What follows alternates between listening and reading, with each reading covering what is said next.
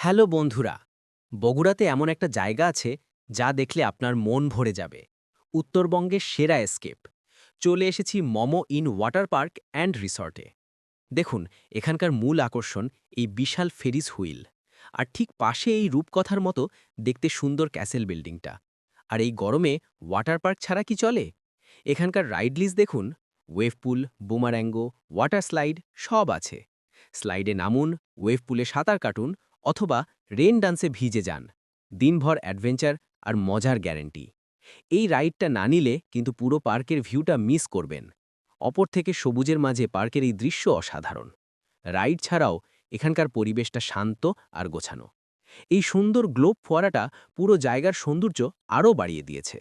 যাওয়ার আগে দামগুলো দেখে নিন। ওয়াটার পার্ক বা অ্যামিউজমেন্ট পার্কের এন্ট্রি ছুটির দিনে ৫০০ টাকা, অন্য দিন ৩০০ টাকা। আর ফেরিস হুইলের প্রতি রাইড এখন ১০০ টাকা। তো আর দেরি কেন?